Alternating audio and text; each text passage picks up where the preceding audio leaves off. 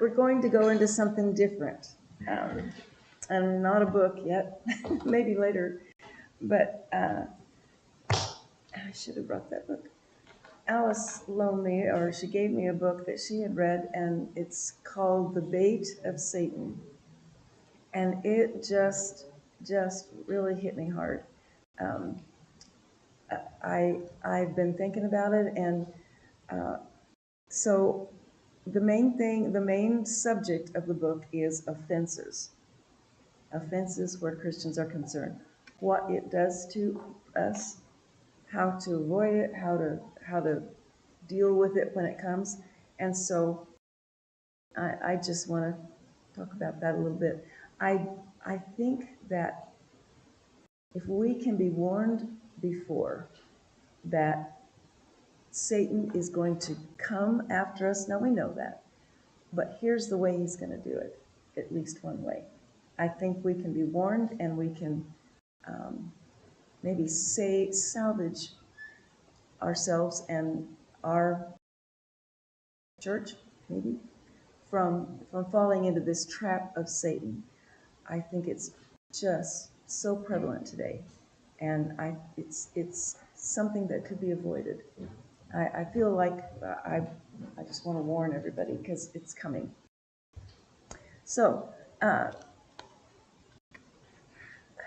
think I'll just preface this with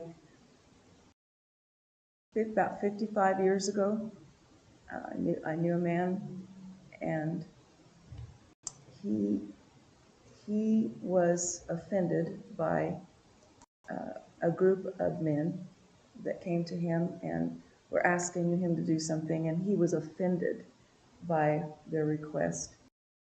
And he reacted. He was angry, and the rest of his life, there was a separation between him and those men, and the rest of his life, he did not ever make it right.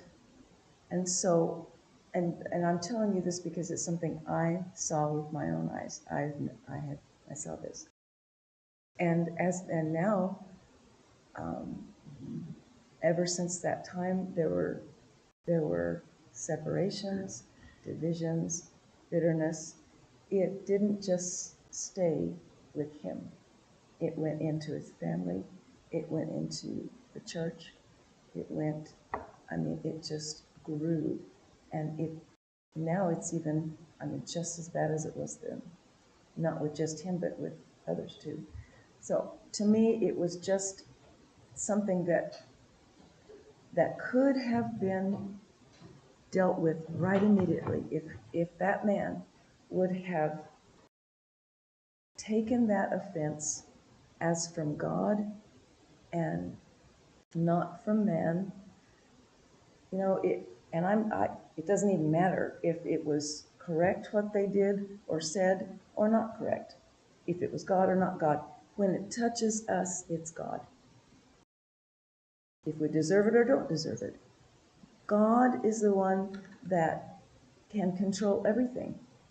I believe that maybe someone was going to come and say something to me, and it was going to just hurt me, and God stopped it. I believe that's probably happened to all of us. We don't know. We'll know when we get to heaven, maybe. But then somebody comes to us, and God didn't stop it. And we are face to face with an offense. What do we do then? It is so important. I think I can't stress how serious it is. And so I'm going to start out with Luke 17:1. And these first two references I'm going to just briefly go over. Then said he to his disciples, that's Jesus, it is impossible but that offenses will come. That's all I want to read out of that verse. It is impossible that offenses won't come. So we know that we're going to face offenses. How many? It's up to God. What kind? That's up to God. And this word offenses means a trap stick, like a bent sapling. It's a snare. It's something someone built in order to catch, like an animal. And it is figuratively a cause of displeasure or sin. Occasion to fall, a stumbling block. And it is even more detailed. It's the bait that they put on those traps. It's the bait. You know, you have cheese for the mice. You have some kind of meat, usually, if you're going to try and get a bear or whatever you're trying to get, something that will entice them. So think of offenses in that way. And then in Matthew 18:7, woe unto the world because of offenses, for it must needs be that offenses come. So it's needful or of necessity that offenses come. That was interesting to me. I would like a world where God just would take care of those offenses, so that we don't have to deal with them. But I think God brings them, not just allows them. He actually brings them. So in Matthew 18:7, it says, woe to the world because of offenses. And I can see that. It brings woe. It's awful because of offenses. But only if we take that offense. One time I heard a sermon by a friend of mine that said, the phrase in our world today is that, like, that person took offense, like this, either something that happened or something that was said. Well, he said, just don't take it. Just don't take offense. It's that easy. Right. And it actually is. So, when we are offended, and I'm saying when we are offended, not if, when we are offended, our first thought should be that Satan has presented us with temptation to sin, and we must resist him with all of our might. If we look at it that way, instead of, oh my goodness, Terry said something mean to me, I can't believe she said that, and you work yourself up and you get offended. You're offended. Then you have to deal with it. Well, would you read that again? I'm sorry. Okay. Satan has presented us with temptation to sin, because that's what it is. When I take offense and I'm upset with whoever, my heart isn't full of love and warm fuzzies towards that person, and so the temptation is to sin. That is against God. But you've taken it.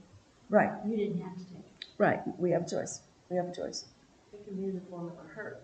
Oh, yes. Oh, yes. Not just a mean thing, but a hurt. Yes. Right? Okay. Yes. Okay. It can take all kinds of form. Satan has presented us with temptation to sin. We must resist him with all of our might. Because we don't want to be like that man 55 years ago, and now it's ballooned. It just blossomed into something that's been awful for 55 years. Like cancer. Poison. Okay.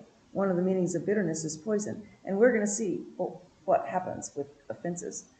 So, I think that God brings offenses to us in order to see what's in our heart. Or maybe for us to see. He knows what's in our heart. Okay. And one more verse concerning the necessity of offenses is 1 Corinthians 11:17 through 19. Now What was it? 1 Corinthians 11:17 through 19. Now in this that I declare unto you, I praise you not, that you come together not for the better, but for the worse. Paul is rebuking the Corinthians. For first of all, when you come together in the church, I hear that there be divisions among you, and I partly believe it. I don't know what that means. Partly believes it. Verse 19. For there must be, it was necessary, heresies among you. And that word heresies is disunion, or a sect. That they which are approved, tested and proven acceptable, may be manifest among you. And the word manifest here means shining. So God brings disunity, disharmony, problems, heresies, in order that those which are proved may shine. Now, I'm not sure exactly how that works, but that's what it says. So, God is in the business of dealing with our hearts, making our hearts His, making our hearts soft, causing us to want Him with everything in us. And one of the ways He does that is through offenses. And yet, it's also a bait of Satan, because I can imagine Satan and his demons are talking, and one of them said, "Oh, we need to be careful. Look at that group over there. They're following the Lord with all their heart, and they're going to have a lot of fruit, and it's going to be bad for us." And Satan says, "Yeah, we got that. All we have to do is make somebody offended." And that's true. And it is true. Yeah. Okay. So, but first, it was my focus will eventually be the offenses that we have with each other. But the first thing that stood out to me is that Jesus is an offense. Did you know He is an offense? And so I want to talk about that just a little bit first. John 6:53. Jesus is talking to the Pharisees, and He's also talking to His disciples. Jesus said to them, "Verily, verily, I say unto you," John 6:53. I'll give you a chance to.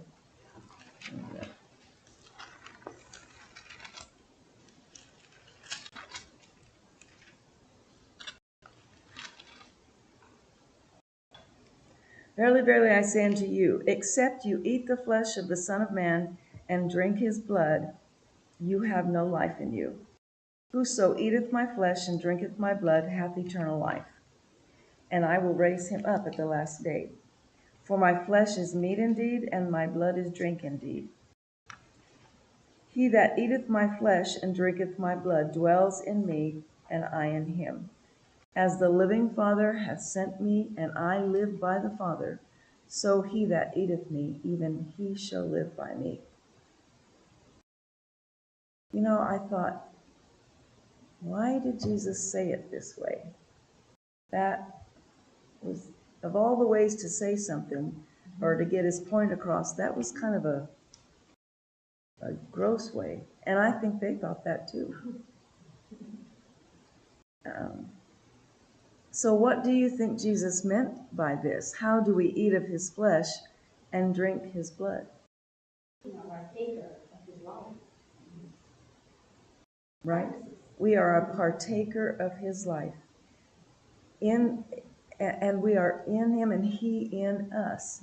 Part of it's exciting because the same way we consume food and it becomes a part of us and nourishes us and makes us live, that's what Jesus, I think, was trying to say. Yes, be consumed with Him. So I looked up a couple of other verses that just talk about when Jesus said what brings life and how we live by Him. One of them is in John 11:25. This is when Jesus was talking to Mary and Martha. First Martha, He said, "I am the resurrection and the life. The one who believes in me will live even if he dies." So believing in Him is part of it. "And the one who lives and believes in me will never die." Do you believe this? So believing is one way that we live. So it's one way that we eat Him. John 6:38. "For I came down from heaven not to do mine own will, but the will of Him that sent me." And all over the book of John, He talks about how He only did that which pleased God. when he was a human being, he could not do what pleased himself. He did what pleased God. And is an example to us that we be consumed with pleasing God. So, and then John 8:51. Verily, verily, I say unto you, if a man keep my saying, he shall never see death. So this is obedience, doing the word of God. So believing, obeying, in that same way we partake of his flesh and blood. And I really liked what Wadine said about being consumed with him. We consume him. So then in verse 58, back in, where was it, John 6, this is that bread which came down from heaven, not as your fathers did eat manna and are dead. He that eateth of this bread shall live forever. You know what I like?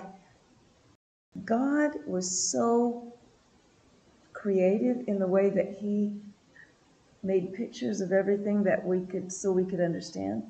And I think there's analogies and pictures all around us that we don't even see because the Spirit hasn't revealed it maybe yet. But in nature, everything points to him, I believe. He made the plants and the animals and the earth and the sky, and everything points to him. Everything describes who he is and how he is. And scriptures do too, and history does. So he was saying in the Old Testament when they had manna from heaven, that was a picture of Jesus coming down. You know, if we were super smart, we couldn't come up with all of those pictures of him. And so I just appreciate, and Jesus reveals it to them. So then in verse 60, many therefore of his disciples, when they'd heard this, said, this is a hard saying, which means harsh or severe. Who can hear it? When Jesus knew in himself that his disciples murmured at it, he said to them, does this offend you? What, and if you shall see the Son of Man ascend up where he was before? And I never did understand this, but what he's saying is, I'm going to ascend back to heaven where I was, but it's through the cross. It was through the cross. And so what he's saying is, are you offended at me saying this? Or what about when you watch the way I go up to heaven? What about when the cross comes? Is what he's saying. From that time, many of his disciples went back and talked no more with him. Probably didn't talk to him either. Walked no more with him. Then Jesus said to the 12, will you also go away? So several things here. The people were offended by his words. And what was the result? They left him. They left him, didn't follow him anymore. The reason his words offended them is either they didn't take time to understand, try and figure out what he really did mean, or if they'd have just stayed with him. Peter asked that, and Jesus told him. So they didn't ask him, evidently. And so their offense it's like it cut it off. They didn't want anything to do with him anymore. And so think of what they missed out. And I think if I had been alive during that time, we like to think that we would have been one of those ones that were just following the Lord and being like his disciples, but maybe we would have been one of the ones that were offended and left. Hopefully not. But we have choices today too, whether or not to be offended at Jesus and at his words. So the offense was that they considered his words too harsh or severe. They weren't willing to pay the price to follow him. Okay, and to go into that a little bit further, in Mark 4:16 and 17, Jesus is giving the parable of the sower and the seed. And these are they likewise which are sown on stony ground, who, when they have heard the word, immediately receive it with gladness, and have no root in themselves, and so endure it for a time. And afterward, when affliction or persecution ariseth for the word's sake, notice it wasn't if affliction or persecution arises, it's when it arises for the word's sake, immediately they are offended.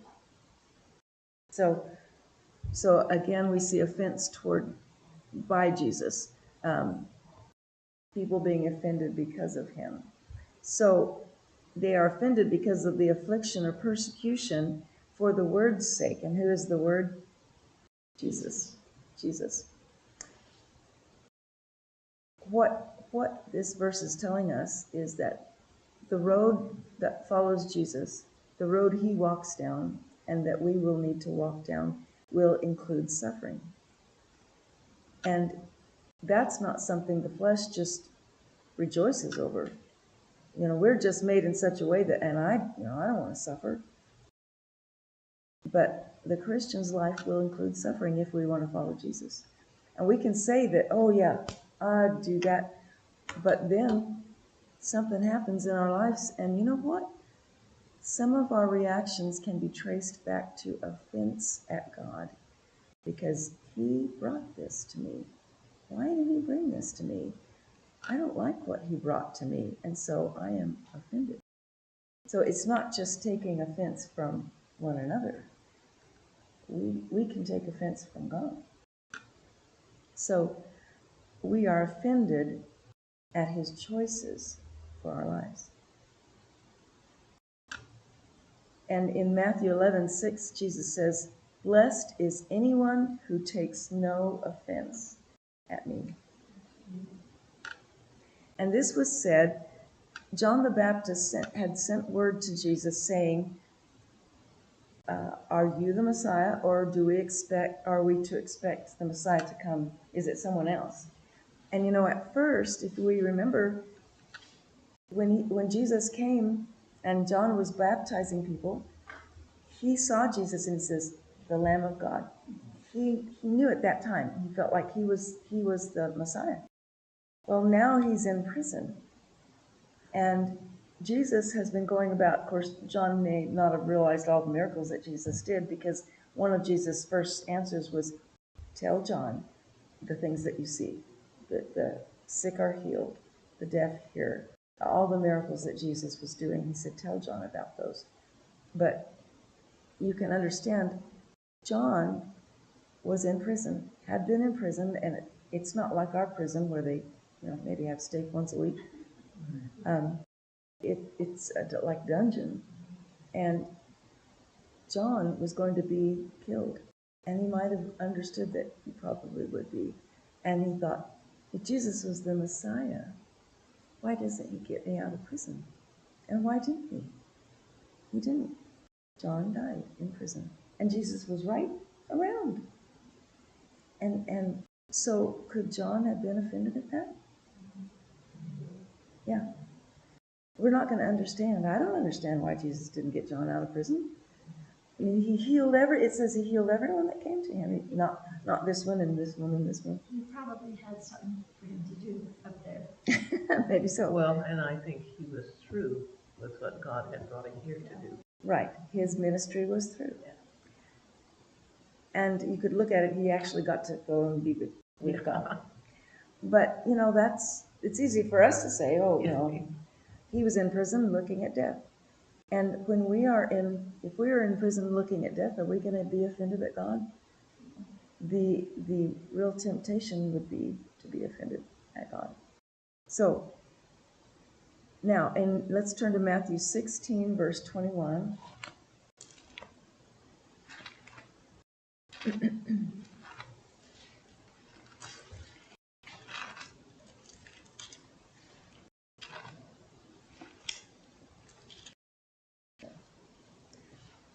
From that time forth began Jesus to show unto his disciples how that he must go unto Jerusalem and suffer many things of the elders and chief priests and scribes, and be killed and be raised again the third day. This should not have been a surprise to the disciples, because Jesus told them not only here, He told him at other times too exactly what was going to happen. And I think that either they were just so sure that Jesus was going to usher in the kingdom. He was going to be the king. He was their Messiah. They were sure about that. They saw his miracles and his everything that he did, his power. And so they were sure that he was going to be king. They would be free from the atrocities that Rome committed against them. And life was going to be wonderful. And they were part of the in group. And so I don't know what they thought when Jesus told them these things.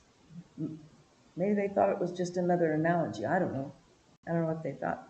But verse 22, we see a little bit of what they thought. Then Peter took him, and can you imagine? He took Jesus, began to rebuke him, saying, "Be it far from thee, Lord, this shall not be unto thee." And then Jesus, in verse 23, but he turned and said to Peter, "Get thee behind me, Satan. Thou art an offense to me, for thou savorest not the things that be of God, but those that be of men." This seemed real harsh to me. Peter was just saying that because he cared about him and didn't want him to die, and saying, no, it's not going to be like that.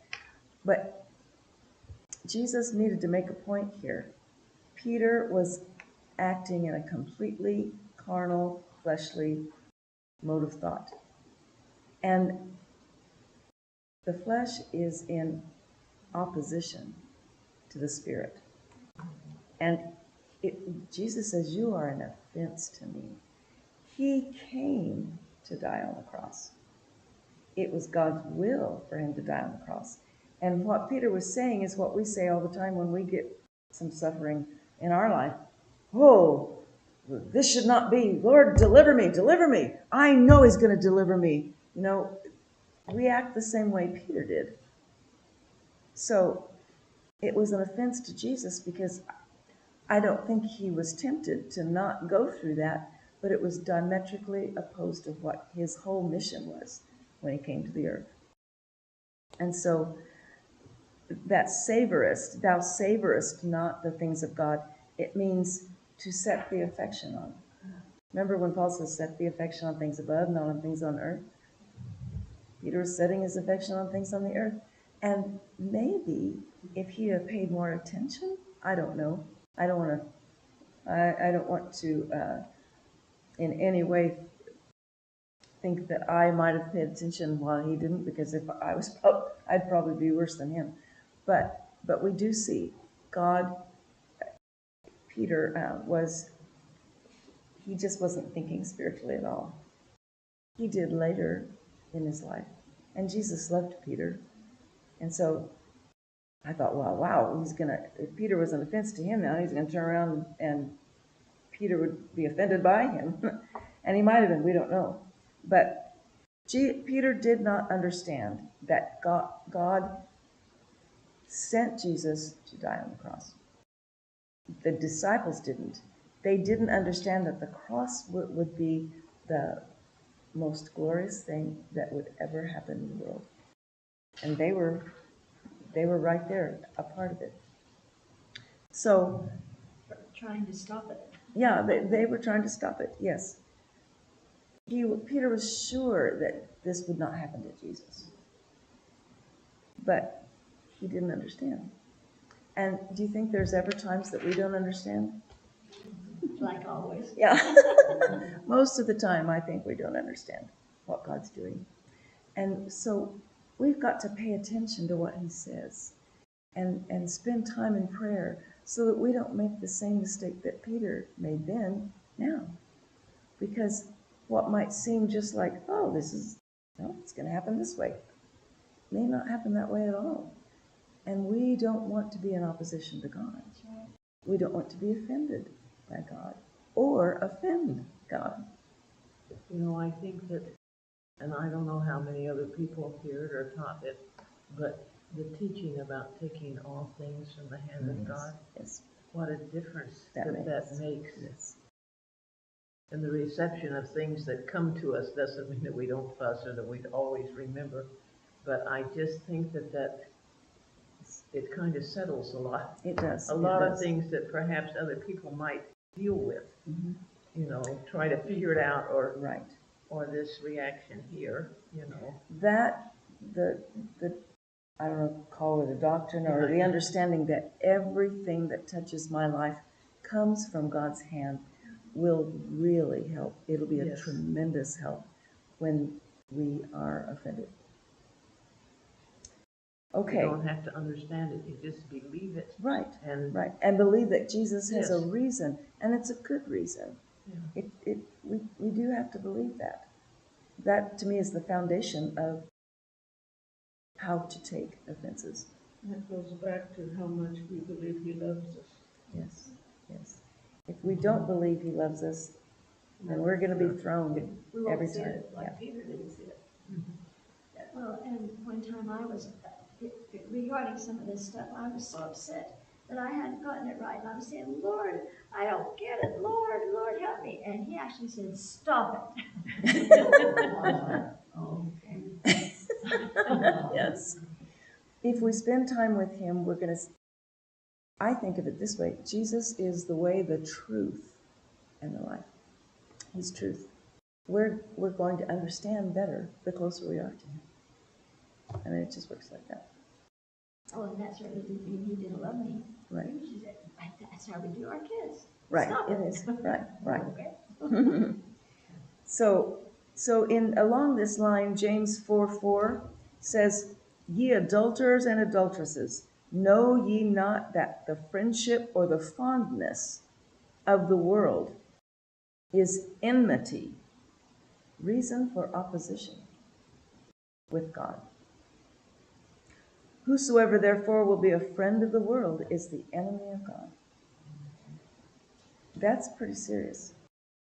It's our natural way to be a friend of the world, to be fond of the world, because that's including everything that's in our lives today. I mean, and I think right away material things. What material things do we set our goals on, our eyes on? Or teach our children. Yeah, That's terrible. yeah. So, but God's way is completely different, and because it is, we've got to be so careful to spend time with him. To me, that's a key also. Spending time with the Lord is going to prepare us to not be the bait of Satan, Yes. or take the bait of Yes. Satan. All right. I want to go into the Old Testament just a little bit to show us how Israel became an enemy of God. So in Jeremiah 6:10,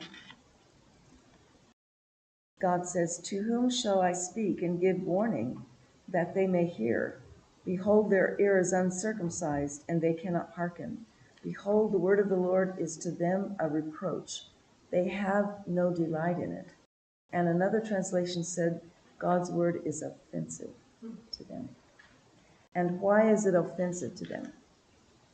Goes against what they want. It goes against what they want. Does God's word ever go against what you want? What I want? Yeah, I don't want to suffer. I'll say it right away. I don't. But I don't think that I'm going to have the rest of my life go without suffering. I just don't think so. We were talking the other day about this thing of not wanting to hurt. But I always related it, even as a young person, when somebody passed away, my mother would want us to go. I said, I don't want to go, I'll just cry. I don't want to go. She says, it's okay if you cry. I just want to hurt. When we used to take Dan and Tira to the hospital, it was all I could do, or take Alice. I just didn't want to hurt in that way. And I did not relate it to the fact of saving myself. You see, I just didn't want to hurt. I thought that was perfectly, who does, Right. But it took me a while to come to grips with the fact that, forget it, man, you're going to hurt. You're just going to hurt, so get over it. Yeah. Right. So, In verse 15, Jeremiah 6:15, were they ashamed when they had committed abomination? And I want to just interject here. It wasn't that and it's not necessarily that one sin is worse than another, but Israel sinned greatly. They were offering their children as sacrifices to Baal. And they were acting just like the nations around them, whom God expelled, vomited out from the land because of their sin, because of how awful they were. And Israel was doing the same thing. So it's not as if it was just a little tiny, lie or something. Or that it was White lie. every once in a while. Right. Were living. Right. They were living it. It wasn't just every once in a while. Were they ashamed when they had committed abomination? Nay, they were not at all ashamed. Neither could they blush. They did it blatantly. They did not even consider it wrong or bad. Verse 21, therefore, thus saith the Lord, behold, I will lay stumbling blocks before this people, and the fathers and the sons together shall fall upon them. The neighbor and his friend shall perish. Stumbling blocks, that's offenses. And then in Isaiah 8:14 and 15, God will become a sanctuary for Isaiah, but a stone that and I'm sorry, this is a different translation right here. So it's Isaiah 8, verses 14 and 15. A stone that makes a person trip, and a rock that makes one stumble, an offense to the two houses of Israel. He will become a trap and a snare to the residents of Jerusalem. So this turns it around a little bit. Instead of being the trap and snare that Satan tries to entice us with, God becomes the enemy of those who insist on going their own way. I don't want God as my enemy. He's a big boy. Yeah. And many will stumble over the stone and the rock, and that rock is Jesus. That rock is Jesus. And I look at Israel right now, and I know that we need to pray for them.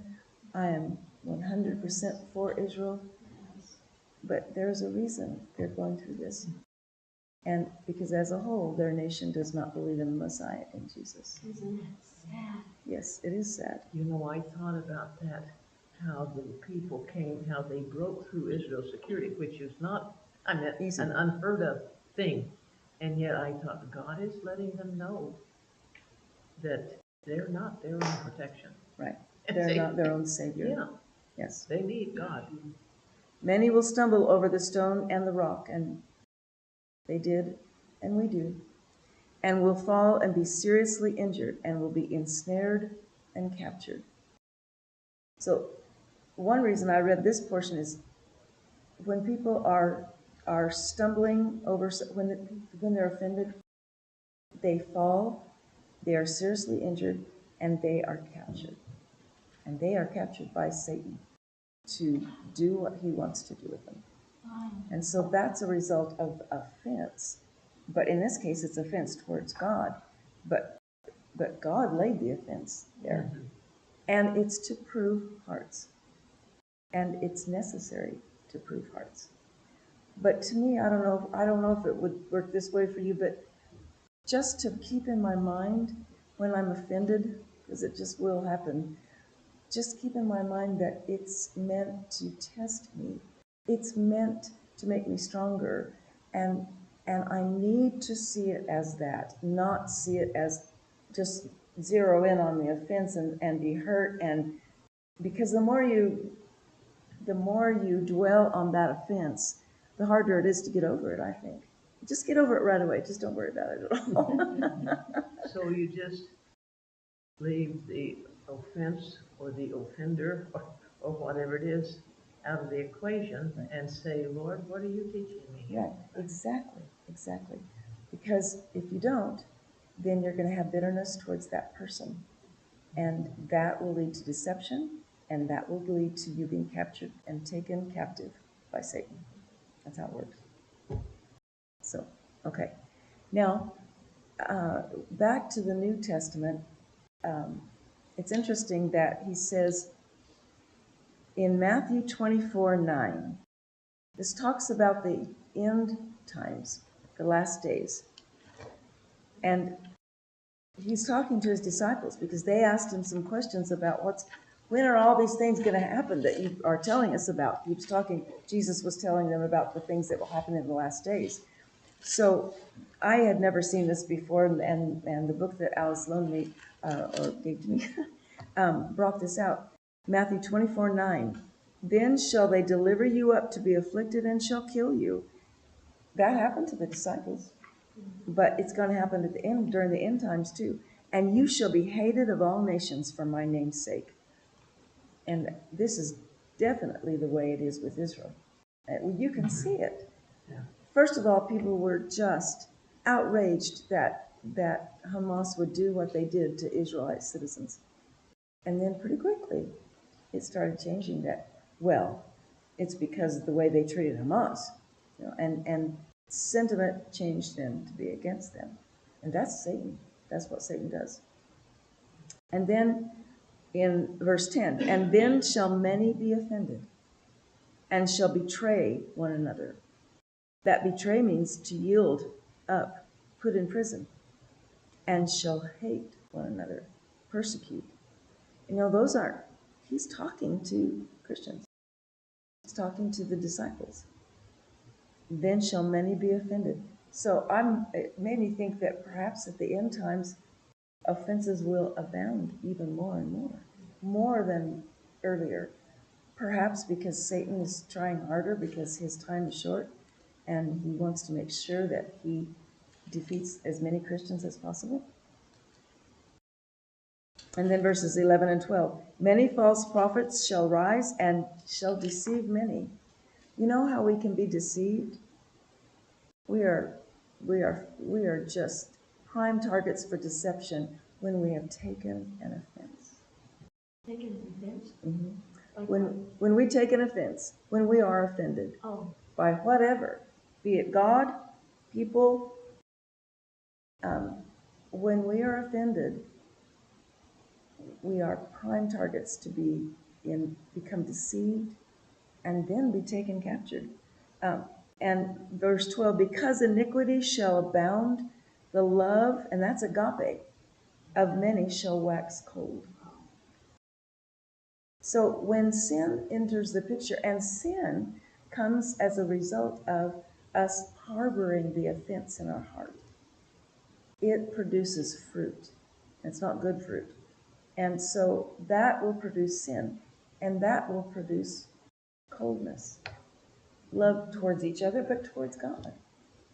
So that's how Satan works. It's almost like let's look at this blueprint and figure out how and be warned. Figure out how to avoid this. Because we want the Lord with all of our hearts. Don't let Satan bait you like this. And this is Christian because it said agape love.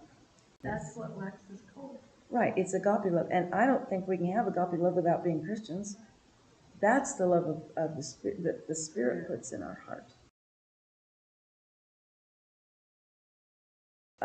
Now, another verse along the same line is James 1:13 through 16.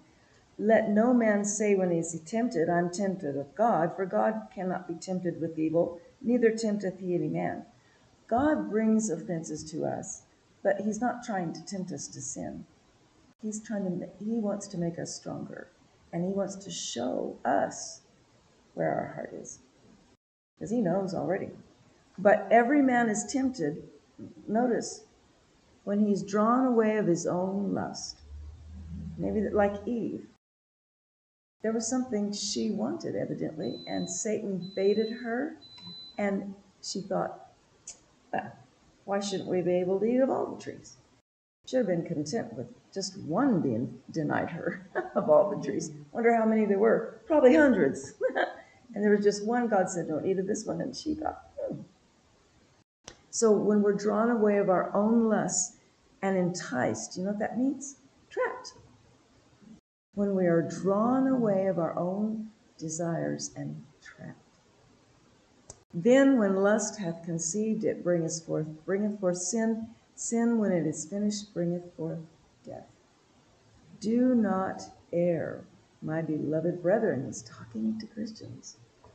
And err means be deceived. Don't be deceived. And it is sin that deceives. And sin comes when Satan lays that trap, puts a bait in it, and we fall for it. Because who wants people, and there are things people do that can hurt us. Even sometimes they do it without intending to. Sometimes they intend to. But we have a choice how to take that. Now, one interesting thought here, and this is also from the book because I did not think of this myself, but then I looked into it more deeply and I appreciate it. Revelation 3, verse 14. And unto the angel of the church of the Laodiceans write.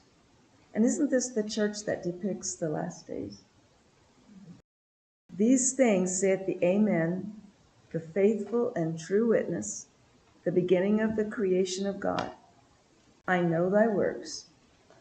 Thou art neither cold nor hot. I would thou wert cold or hot. So then, because thou art lukewarm, neither cold or hot, I will spew thee out of my mouth. So in other words, they weren't for him. They weren't against him. They didn't care. They just didn't care. Because thou sayest, I am rich and increased with goods and have need of nothing. Isn't that a good picture of the way we are today in general, the world? I am rich and increased with goods and have needed nothing. They said that. That's how they saw themselves. And here's how they really were. And knowest not that thou art wretched, miserable, poor, blind, and naked. That's how God saw them. And it's not as if here's truth and here's God's opinion and my opinion. This is God. He is truth. So whatever he thinks is true. So he saw these people as wretched, miserable, poor, blind, and naked. Which meant they were. Yes, which meant they were. Yes. They thought they were rich and increased with goods and didn't need anything. That's the opposite. So here's his counsel. I like this because it gives me a clue. What can I do about this? How can I make sure I'm not looking at things in the wrong way? I counsel thee to buy of me gold tried in the fire, that thou mayest be rich. Okay, the tried in the fire part I could do without, but that's what he says. Buy of me gold tried in the fire, that thou mayest truly be rich, and white raiment, that thou mayest be clothed, and that the shame of thy nakedness do not appear, and anoint thine eyes with eye salve, that thou mayest see. They couldn't see their true condition. And so he said, anoint thine eyes with eye salve. Well, just a few thoughts about these three things he gives as what to do about their deception. First of all, he says, buy of me. Well, he's not meaning with money. In Isaiah 55, verse 1, it says, Ho, everyone that thirsteth, come to the waters. He that hath no money, come ye buy and eat. So we're not talking about money. We don't have to buy anything. Come buy wine and milk without money, without price. Salvation is free because Jesus paid the price. We don't have to pay anything for it. So you think this is talking about believers? Is that what you're saying? Well, What'd you say? I don't know. I always in my mind doubted whether these were believers or not because of these things. You go ahead and explain it. You may tell us now. I don't know. To me, it could be both, for sure. It could be people that are not even saved because they need to buy gold. Gold is divinity in Scripture. They need to partake of Jesus, like we talked about at the very beginning. And gold that's tried in the fire. So be willing to be tried in the fire. Let me read in 1 Corinthians. It's 1 Corinthians 3:11 through 15. For other foundation can no man lay than that is laid, which is Jesus Christ. Now, if any man build upon this foundation gold, silver, precious stones, wood, hay, stubble, every man's work shall be made manifest, for the day shall declare it, because it shall be revealed by fire, and the fire shall try every man's work of what sort it is. I think it's the same thing he's talking about, the Church of Laodicea, which you've got to be a Christian first, so it could be sinners, but then as a Christian, you've got to let him refine you. We have the divinity of Christ in us. We are one with Christ. But that gold must be tried in fire. If any man's work abide, which he has built thereon, he will receive a reward. If any man's work shall be burned, he shall suffer loss, but he himself shall be saved. So yet it's by fire. So the gold, here in 1 Peter 1, 6 and 7, I have to read this. Wherein ye greatly rejoice, though now for a season, if need be, you are in heaviness through manifold temptations, that the trial of your faith, being much more precious than of gold that perishes, though it be tried with fire, might be found unto praise and honor and glory at the appearing of Jesus Christ. So Jesus is saying, I will give you gold. And he says that to each Christian too, each of his children. Let yourselves be tried in the fire. Let the gold's impurities, because of the heat, they rise to the top, and the pure gold is left. He scrapes it off, and then we have pure gold. Don't be offended by the process. And I'm almost through. Then concerning the white raiment that he said, okay, and you need white raiment. In Revelation 3:5, he says, he that overcometh, the same shall be clothed in white raiment. Revelation 19:7 and 8. Let us be glad and rejoice and give honor to him, for the marriage of the Lamb is come. His wife hath made herself ready. How? To her was granted that she should be arrayed in fine linen. That making herself ready is let herself be adjusted. Let God do his work in her heart. To her it was granted she should be arrayed in fine linen, clean and white. For the fine linen is the righteousness, or the righteous acts of the saints. Okay. Overcomers have the white raiment. Overcomers are those who do not allow the offenses from the enemy deter them from following Jesus. It's pretty clear that we cannot let ourselves be taken out of the road following Christ by offenses, and they can and they will. So one last verse, and this is concerning the eye salve. I thought immediately of the time that Jesus healed the blind person by making mud, putting it on his eyes. And in John 9:5 through 7, Jesus says, as long as I'm in the world, I am the light of the world. What do we need light for? In order to see through the darkness. So really, all of these things depict Jesus. Gold, white linen, and then he is the light of the world.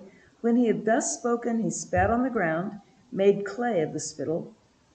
This was a part of, he made that mud with his own saliva, and he put it on his eyes. He anointed the eyes of the blind man with the clay and said to him, okay, go wash in the pool of Siloam, which is by interpretation sent. And this word sent means to set apart, to send out on a mission. He went his way, therefore, and washed, and came seeing. So many things you could get from that portion of Scripture. Number one, he obeyed.